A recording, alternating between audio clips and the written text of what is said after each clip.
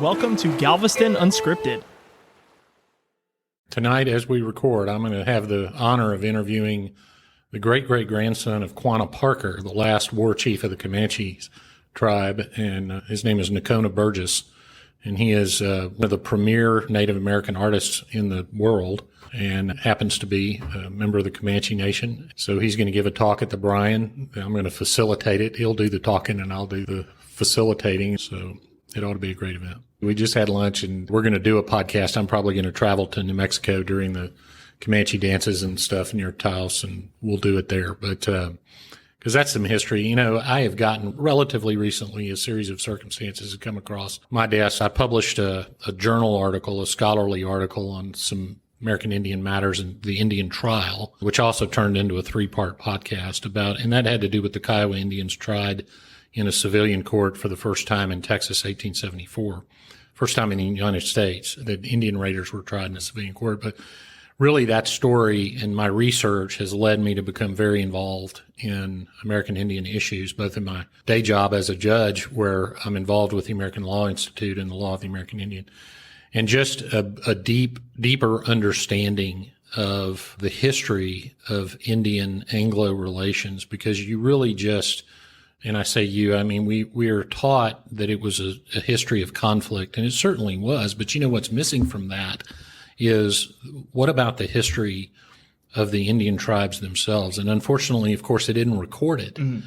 And so the traditional methods are not going to reveal a lot of the culture and intricacies of those tribes. We know about the war because the winners wrote the history, but we don't know about the Indian side really that much. And so that's become very fascinating to me and somewhat sad because it's, you know, they were just people acting in their interests also, certainly different culture.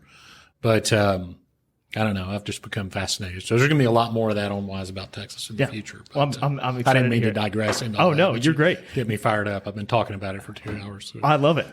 No, I mean, that leads me to think about the local Indian tribe we had here, the Karankawa. Right. And back to 1528, Alvar Nunez Cabeza de Vaca landed, whether it was on Galveston Island or close to it. Right. He encountered that tribe, right? Or tribes associated. It is fascinating. So, like, when people think of Texas history, you know, a lot on your podcast, you're going back 200 years at least, right?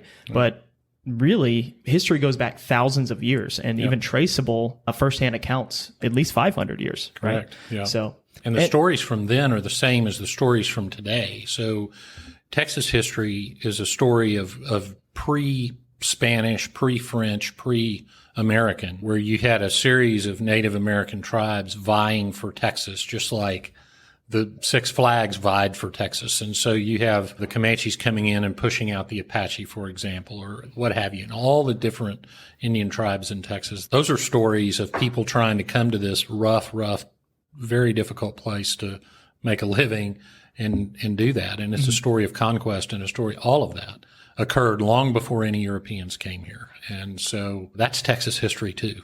And it's interesting. Are there any accounts that you've come across that you'll find a tribe or tribal history more written or accessible than others? Is there one that sticks out in your mind? No. The Kiowas would write down, they had a calendar, they called it a calendar, and they would record events that occurred since the last calendar. And I'd need to go look at my notes to know more details about that. One of those survives. I've seen it. There was an author, historian, scholar, ethnologist really named, I think it's Mooney, who wrote about the Kiowa calendar and was able to talk to, you know, in the early 20th century, some of the surviving Kiowa and learn a little bit more about it and transcribe some of it, et cetera. So we can see how they recorded events of the late 19th century to some degree. But it's not history like we think of it. And so that's more difficult, you know, because, but if you think about it, so you think about oral history, and which is a lot of the Native American tradition.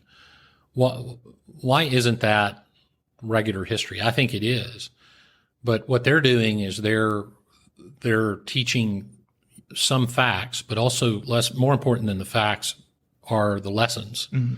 And we get awash in facts and forget the lessons.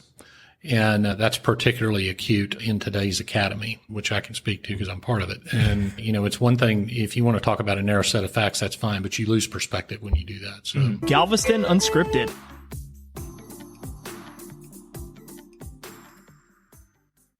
For historic resources or more information, check out the episode description.